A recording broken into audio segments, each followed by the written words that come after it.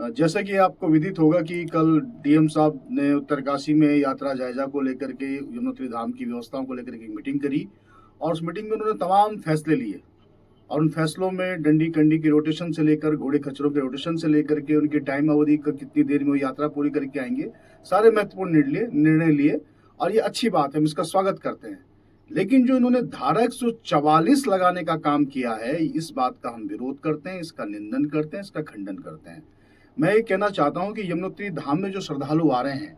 अगर वो इस बात को सुनेंगे कि यमुनोत्री धाम में धारा 144 लग गई तो हमारे यमुनोत्री धाम की क्या छवि बनेगी। इस देश के अंदर अधिकतर लोग धारा 144 की व्याख्या को नहीं समझते हैं। वो जानते हैं तो सिर्फ इतना जानते हैं कि धारा 144 वहां पे लागू होती है जहां पे अराजकता होती है, दंगे फसाद होते हैं या झगड़े जैसी मुसीबत जैसे जोखिम भरे कार्य होते हैं। तो यमुनोत्री धाम के नाम पर, व्यवस्था को सुचारू रूप से चलाने के नाम पर आप धारा 144 लागू करेंगे तो कहीं ना कहीं एक जो हमारा बड़ा धाम है, जो वैसे ही विकास के पायदान में आज सबसे पीछे है, जहाँ पे सरकार का वैसे ही ध्यान कम रहता है, जहाँ पे वैसे ही सबसे कम श्रद्धालु आते हैं और जो अव्यवस्थाओं का मारा हुआ है, ऐसे यमुनोत्री धाम में आप फिर धारा 144 लगा के इसे बदनाम करने का काम करोगे तो इसका हम विरोध करेंगे। मैं जिला प्रशासन को बिल्कुल चेता देना चाहता हूं कि 24 घंटे के अंदर अगर आपने निर्णय वापस नहीं लिया धारा 144 लगाने का,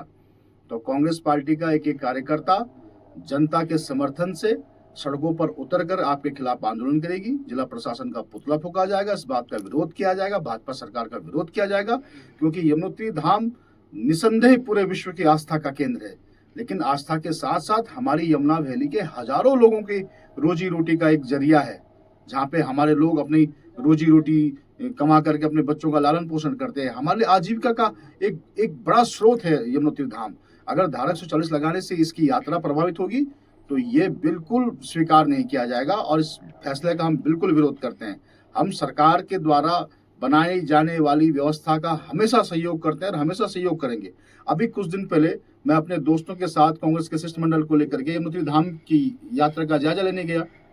पुलिस प्रशासन का काम हमें काबिल तारीफ लगा, स्थानीय प्रशासन का काम काबिल तारीफ लगा, जिला पंचायत का काम काबिल तारीफ लगा, पर्यटन का, जल संस्थान का, सबका काम ठीक है। लेकिन मैं ये कहना चाहता हूँ, ऐसी क्या मुसीबत आ गई कि आपको धारा 140 लागू करनी पड़ी। हमें तो कुछ ऐसा लगाने की कोई ऐसी अराजकता या अव्यवस्था वहां पे फैली कि 140 लाख, ठीक है भीड़ होती है प्रत्येक वर्ष, ये 1.5-2 माह का जो शुरू का सीजन होता है उसमें भीड़ होती है, लेकिन इस नाम पर धारा 140 लगाना ये कतई बर्दाश्त नहीं किया जाएगा। ये हमारे यमुनोत्री धाम के साथ, उसकी आने वाले श्रद्धालुओं की भावना के साथ खिलवाड़ है, इसे हम कभी स्वीकार नहीं करेंगे।